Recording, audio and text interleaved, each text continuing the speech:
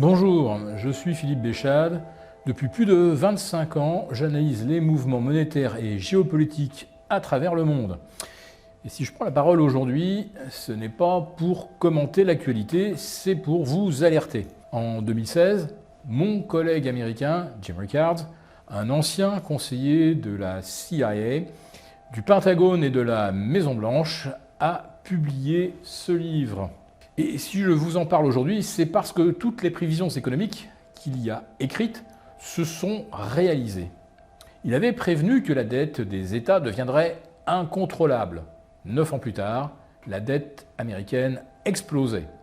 Et celle de la France est désormais considérée comme la plus risquée de toute la zone euro. Il avait annoncé que les banques centrales finiraient par imprimer de la monnaie en mode no limit. Résultat, ça a été fait en 2020-2021, l'inflation a commencé à faire fondre le pouvoir d'achat des Français. 100 € en 2021 ne valent même plus 80 € aujourd'hui. Dès 2016, il avait prédit une ruée vers l'or. Récemment, l'once a dépassé les 3500 $ pour la première fois de l'histoire. Et certains pays, comme la Corée du Sud, l'Angleterre, sont déjà en rupture de stock. Oui, ces pays-là sont les principaux détenteurs de stocks négociables. Ces précédentes prévisions se sont toutes confirmées, sans exception. Et aujourd'hui, je suis convaincu que la suivante est sur le point de se réaliser.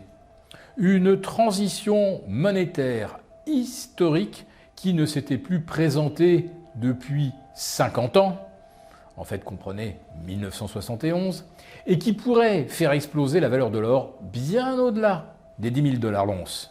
Et je préfère vous prévenir, lorsque cette transition aura lieu, tout va aller très vite. Et seuls ceux qui se sont préparés aujourd'hui pourront en sortir gagnants. En France, aucun média n'a encore évoqué le sujet. Ils le feront, oui, mais comme toujours, lorsque le sujet deviendra mainstream et qu'il sera trop tard. Et justement, dans cette vidéo avant-gardiste tournée en 2016, Jim Rickards, l'auteur du nouveau plaidoyer pour l'or, nous avait accordé une interview exclusive, sans langue de bois, dans laquelle il dévoilait tous les détails de sa prochaine prévision, qui, selon moi, pourrait se concrétiser dans les semaines à venir, et dans laquelle il explique comment vous pourriez faire partie des rares initiés à pouvoir vous préparer et tirer profit de cet événement quasi inéluctable. Alors sans plus attendre, je vous laisse découvrir l'interview de Jim et je vous retrouve juste après.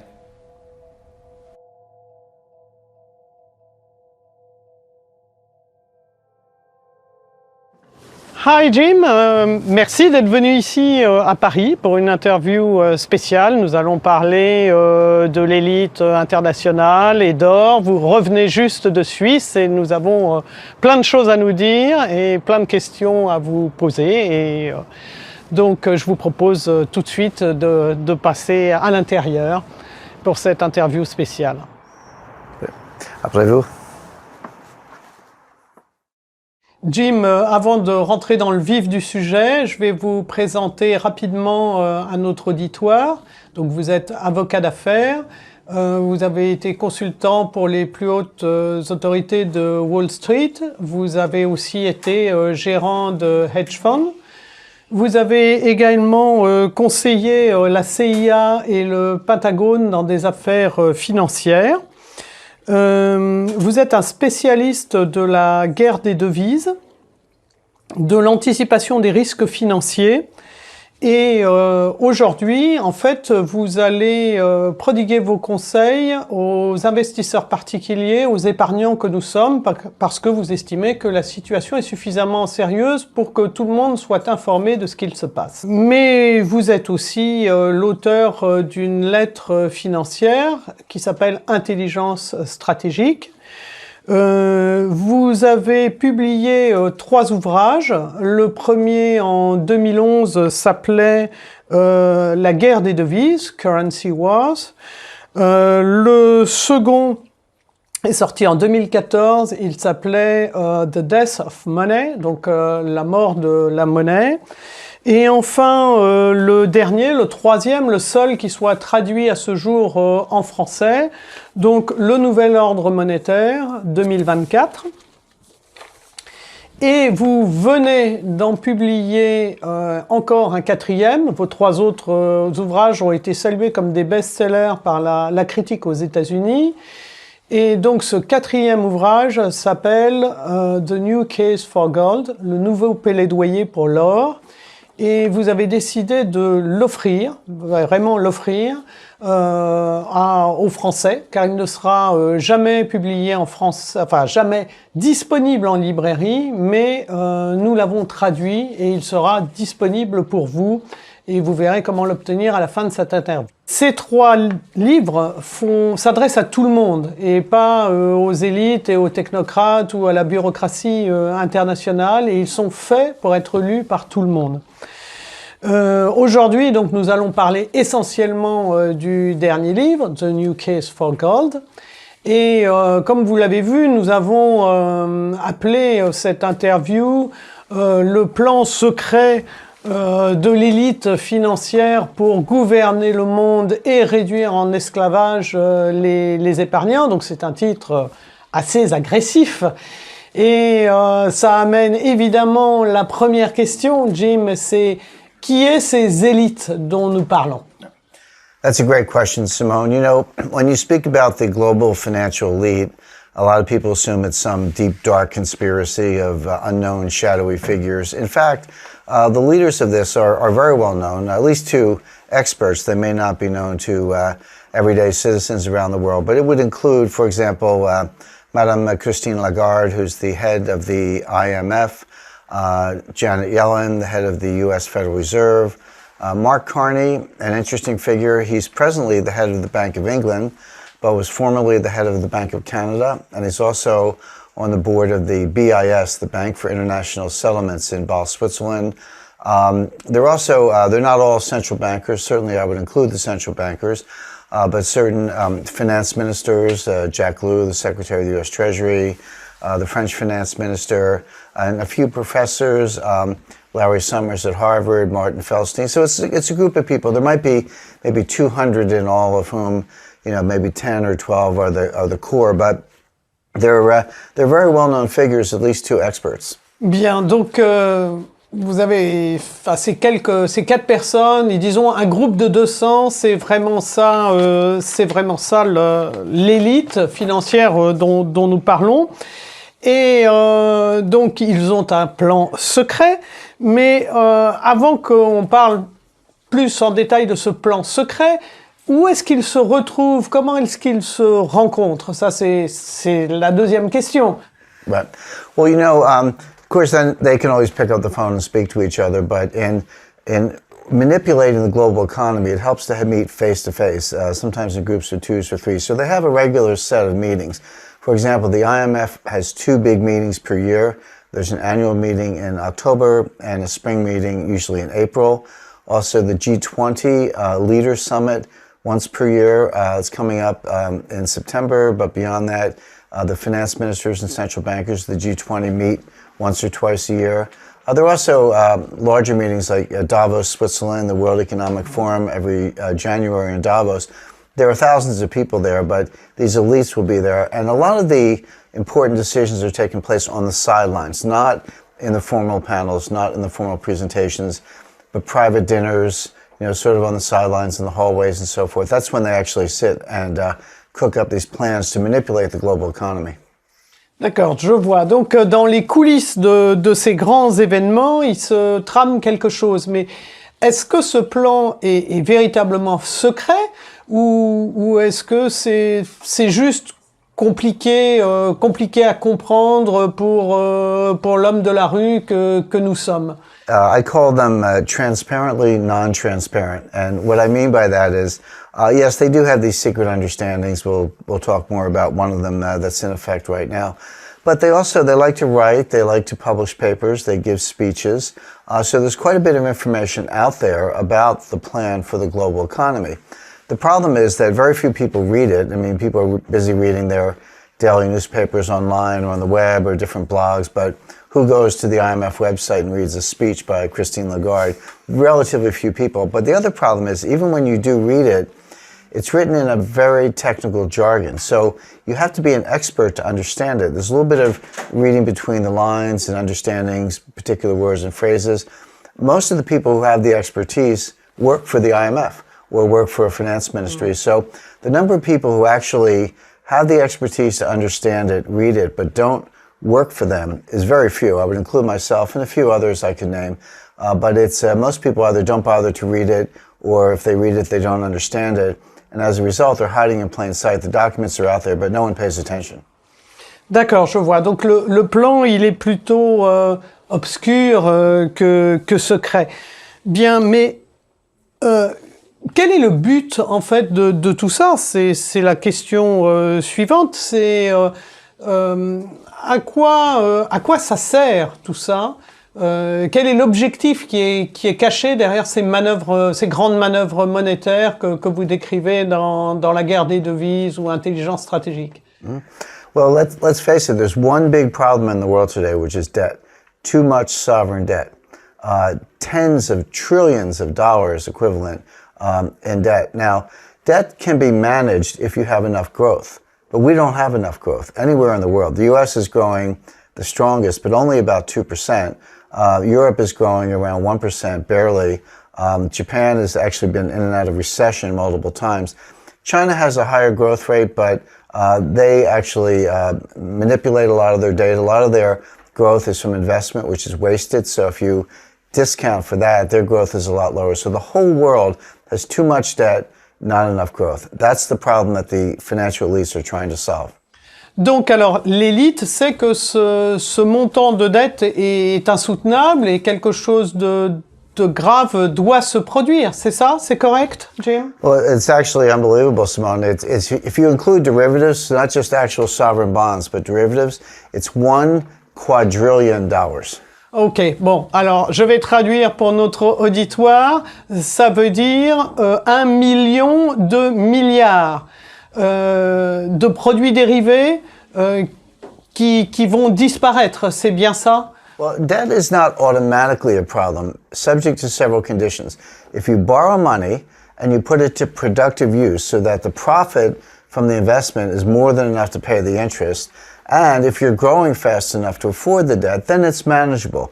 But that's not the situation in the world today. The problem in the world today is that a lot of debt is being incurred, the money's being wasted, and we don't have enough growth to pay off the debt. So this mountain of debt is getting larger and larger relative to the productive capacity of the economy. So again, if you can afford the debt and put it to good use, that's one thing, but that's not the world today. We're wasting the money and we cannot afford to pay it back. Donc en fait, ce qui est urgent, c'est de trouver une solution pour que les gouvernements puissent rembourser cette dette. Well, once you're in the situation we described, there are only three ways out. One is growth, we talked about, but we don't have the growth. The other one is outright default, just don't pay it, which would cause a global financial catastrophe. We all know that. But as long as you can print the money, there's no reason to default. The third way out, and the one that the elites prefer, this is the global elite secret plan, is inflation. They have to have inflation. Basically make the currency worthless. So I can say, if I owe you $1 trillion, you know, Simone, here's your $1 trillion. Good luck buying a loaf of bread because I printed the money and it's not worth very much. That's the secret plan. The question is, how do you do it? Donc d'accord, la faillite n'est pas une solution, ce n'est pas une option parce que ça mènerait au chaos et à l'anarchie. Donc la croissance, ce serait la meilleure solution, mais on ne voit rien arriver à l'horizon. Et donc, qu'est-ce que va faire notre élite? So we said that the elite plan is to have inflation. They have to have inflation. But the question is, how do you get inflation? I call this the problem of Jaggernomics in honor of Mick Jagger, you know, member of the Rolling Stones band. They had a song, "You Can't Always Get What You Want." So the problem today is central banks want inflation, but they can't get it by money printing, forward guidance, other market manipulations. They have not been able to get the inflation they want. So now the global elites are saying, okay, monetary policy will not solve the problem. Monetary policy alone will not give us the inflation we want. So we have to try something else. And the question is, what is the something else? there are a number of plans. One of them is negative interest rates. And the idea is, so normally you put your money in the bank and you earn some interest. The bank pays you money. With negative interest rates, you put your money in the bank and they take your money away. Now this is designed to get you to spend it. The idea is, well, if Simone knows I'm going to take her money away, she'll go spend it rather than sit there and let it be taken away. But this is the typical financial elite plan. They don't understand real world behavior. They don't understand how people actually think. What people do is they say, well, if you're going to have a negative interest rate, you're going to take my money away, I have to save more in order to meet my goals, whether it's buy a house or pay for my children's education. So people actually end up saving more.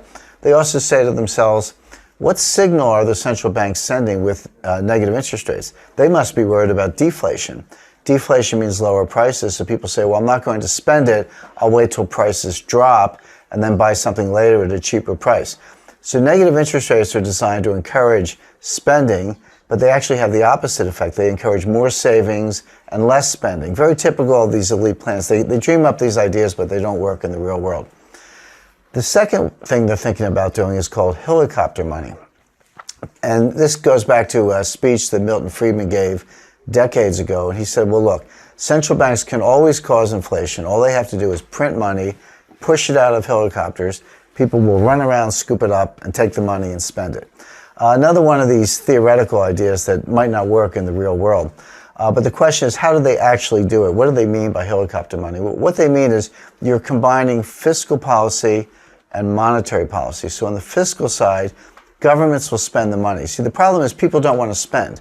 They're fearful. They want to save more, spend less, de-lever their balance sheets, not take as much risk. But government's very good at spending money. You would run larger deficits, have more government spending, could be on whatever you want. It doesn't matter as long as you spend the money. It could be infrastructure, it could be defense, could be social welfare programs, benefits, medical, etc. Whatever it is. The government spends money. This means larger deficits. How do you cover the deficits?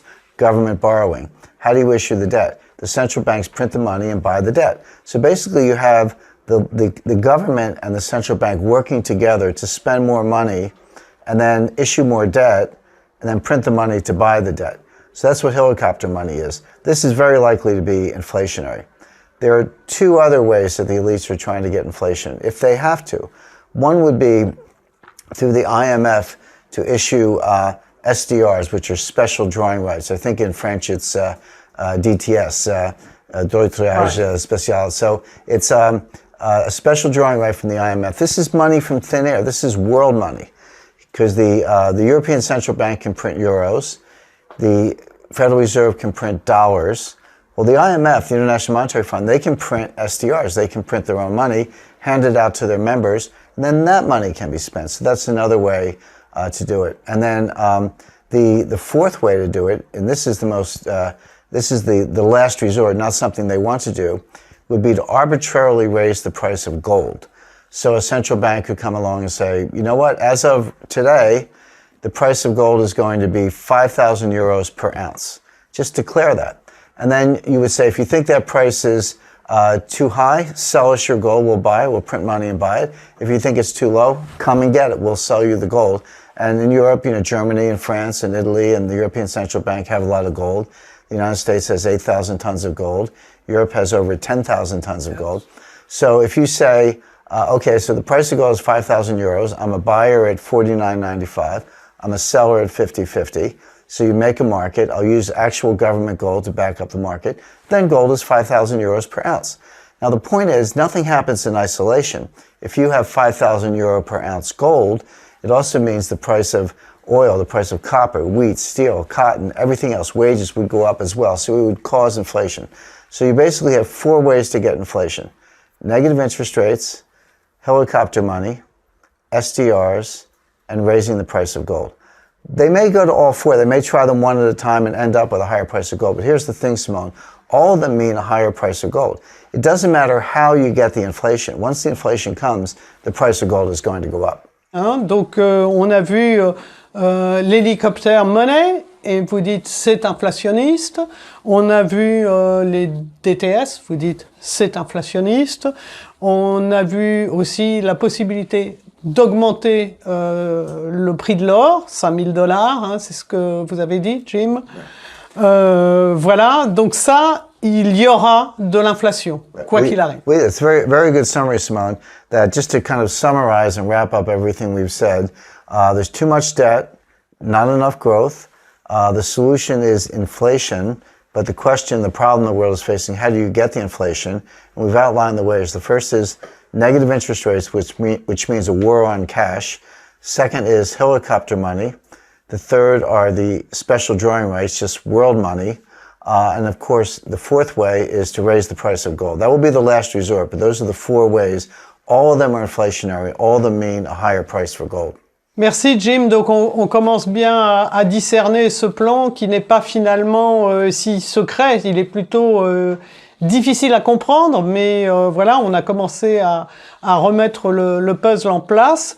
Donc il consiste à rendre la monnaie digitale, à supprimer le cash et à faire en sorte qu'on puisse siphonner dans l'épargne des gens sans qu'ils s'en aperçoivent, c'est bien ça?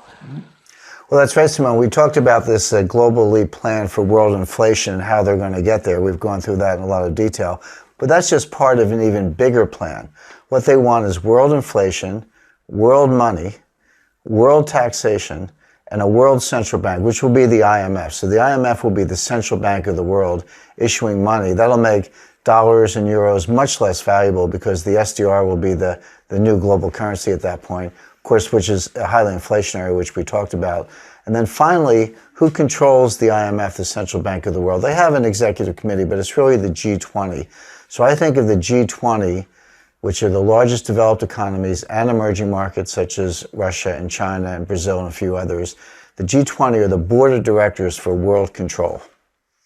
Bien, ben tout ça est un petit peu effrayant, mais est-ce qu'il y a quelque chose que nous pouvons faire pour protéger notre épargne, notre argent, notre vie quotidienne? Que pouvons-nous faire? You know, Simone, it may be too late for small savers to stop this elite plan. They may not be able to do anything about it, but it's not too late for them to protect their own net worth. They can do that. My first recommendation is investing 10% of your investable assets in gold, physical gold.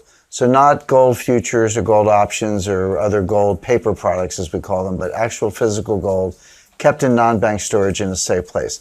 Not 50%, not 100%. You should never go all in, but I recommend 10%. That's enough to preserve wealth if everything else falls apart. For the rest of your portfolio, there are a number of things you can do. I actually recommend some cash. You might not want cash for long, but temporarily it'll reduce volatility, and you can use the cash to buy more gold when the time comes. And then also some private investments and in growth areas, technology, natural resources, hard assets. So there is a model portfolio that we recommend, but it starts with 10% gold. Oui, alors de l'or, et on en revient au livre de Jim dont je vous ai parlé. Il est maintenant temps de détailler ce livre. Donc le voilà. Il coûte $26, c'est ça ce que vous m'avez dit, hein, aux États-Unis. Donc nous l'avons traduit en français et vous pouvez le télécharger. Et il vous donne plein de renseignements précieux sur l'or, qui est une des façons d'éviter de voir partir votre épargne en fumée. Cette version, donc en français, contient tous les conseils de Jim pour se protéger, hein, il vous l'a dit, il est trop tard pour s'opposer, mais on peut toujours se protéger. Mais donc Jim, nous allons un peu le détailler, et vous savez ce qui est dedans puisque vous l'avez écrit. Et est-ce que vous pourriez nous en dire plus sur ce nouveau plaidoyer pour l'or? Well, first of all, the title, it's called The New Case for Gold. We emphasize the word new. It's a tribute to a book about 40 years old that came out in the early 80s called The Case for Gold. This had to do with a debate in the United States about whether the U.S. should go back to the gold standard or not. They decided not to as a result of a recommendation of a commission, but members of that commission had a minority report that was publicly available, and that was published as The Case for Gold. So my book is The New Case for Gold. Some of the arguments are old ones, but some of them are completely new. For example, one of the threats to your wealth, people think they have, cash, for example. You might have a few dollars in your purse or wallet, But most cash these days, or most investments, stocks, bonds, everything you own, it's all digital. You know, you get paid electronically, you use a debit card, you use a credit card, you pay your bills online, your bank account is digital, etc. It's all digital. This can all be hacked or erased. Vladimir Putin has a 6,000-member cyber brigade. They work day and night to penetrate Western financial systems in Europe and the United States. They can completely wipe out your digital wealth. It would be gone and you would never know it.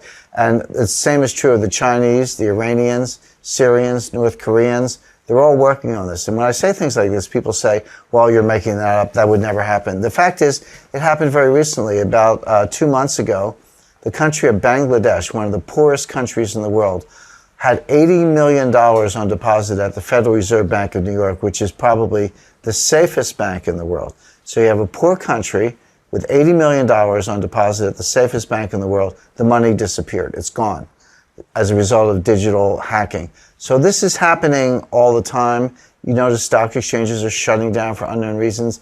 One of the great things about physical gold, it's not digital, it's physical. It cannot be hacked, it cannot be erased. So I don't know how people sleep at night with all of their wealth in digital form. You know, you meet billionaires, they say, oh, I own stocks and bonds and this and that. And I say, no, you don't. You own electrons, and they can be wiped out and you'll have nothing. So have some physical gold and you're not vulnerable to those kinds of hacking attacks. So that's a new, we weren't talking about this 20 years ago or 30 years ago. That's a new 21st century reason to have gold. That's an example of what's in the book. We have some of the old arguments also, but we have these new 21st century reasons to own gold. Bien, Jim. Alors, au dos de ce livre, je vois qu'il y a des témoignages de Ron Paul, Naomi Prince, David Stockman, qui est un investisseur professionnel. Est-ce que vous pouvez nous en dire plus à propos de ces personnages? So, Simone, these three individuals, Ron Paul, Naomi Prince, David Stockman, are all very prominent in the United States, and I was really honored and privileged that they would endorse my book and write favorable comments on the book. Ron Paul is a longstanding member of Congress. He retired recently, but for decades he was the leading voice to audit the Federal Reserve, audit the gold, and to go back to a gold standard. I mentioned the title of the book, The New Case for Gold. Ron Paul was actually one of the authors of the original The Case for Gold, going back about 40 years. And he held hearings and just really devoted his career to this gold standard and sound money and auditing the Federal Reserve. Naomi Prince is a historian and author. She wrote a book called All the President's Bankers about the relationship between central banks and big bank CEOs and presidents of the United States, how they're very closely intertwined. And David Stockman was the director of the Office of Management and Budget during the Ronald Reagan administration. So very much of a deficit hawk, as we say, someone who also wants sound money, and now a very prominent commentator, writer, and blogger. So all three of them represent sound money, critique of the Fed, exactly the same things I believe in. So I was very happy that they were able to endorse the book. Oui, alors donc et malgré donc c'est les témoignages de ces gens très bien placés, eux-mêmes membres d'une certaine élite d'ailleurs, j'insiste sur le fait que le livre de Jim est parfaitement compréhensible, lisible pour tout le monde et fait pour tout le monde, hein, d'ailleurs. D'ailleurs, Jim aussi a fait appel à un analyste français, Gaël Deballe, pour appliquer ces recommandations et les adapter pour un investisseur français et en euros. Gaël a choisi 5 valeurs aurifères spécifiques qui suivent les lignes directrices de Jim et qui devrait afficher une surperformance considérable par rapport à l'or et donc apporter de l'effet de levier par rapport au simple fait de posséder de l'or physique, qui est la première des couvertures donc, que recommande Jim. Et comme vous l'avez vu, Jim recommande aussi d'être proactif, d'où les conseils de Gaël Deballe, enfin la mise en pratique des conseils de Jim par l'analyste Gaël Deballe. Alors, est-ce que vous pouvez nous en dire plus sur Gaël, cet analyste qui va appuyer vos conseils pour nos lecteurs? Exactly. I'm very pleased to be working with Gail Deballe on French publications. You know, I'm a global macro strategist, so I sort of work from the top down with big trends. Gail is more bottom up. He looks at individual companies, individual analysis. He works from the bottom up, and we sort of meet in the middle. And again, it's a great team. I'm very happy to be working with him. Alors, ce livre donc, que je tiens à la main, c'est le livre américain. Il est déjà un best-seller en librairie aux États-Unis. Bien sûr, celui que nous offrons, celui que Jim offre, c'est un livre qui est en français, qui a été traduit. Mais Jim, pourquoi le donner? Pourquoi? Well, you know, Simone, this book in the United States costs $26. But we're giving it away for free. I thought it was very important to get to the French audience so everyday savers and investors can protect their net worth. I was so pleased to hear that your team was able to translate it into French, get the French rights, and we can give this to French readers for free. Pour recevoir le livre de Jim, le nouveau plaidoyer pour l'or, nous allons vous demander 4,95 € qui correspondent simplement aux frais de traduction et d'adaptation. Bien Jim, il est temps de conclure pour nos lecteurs. Le mot de la fin. Well, you know, Simone, global financial markets have come to the edge of complete collapse and the destruction of worldwide wealth twice in the last 18 years. The first time was 1998. That was a crisis that started in Thailand, spread to Korea, Indonesia, Russia, and then finally ended up at a hedge fund in Greenwich, Connecticut, long-term capital management, where I worked, and I actually negotiated the bailout of that fund, so I know exactly what went on behind the scenes. The second time was 2008, when the global financial panic hit. Everyone understands the dynamics of that. And we were just days away from the sequential collapse of every major bank in the world. So 1998, we were close to closing every market in the world. 2008, every bank was about to fail. Now, in 1998, Wall Street bailed out a hedge fund.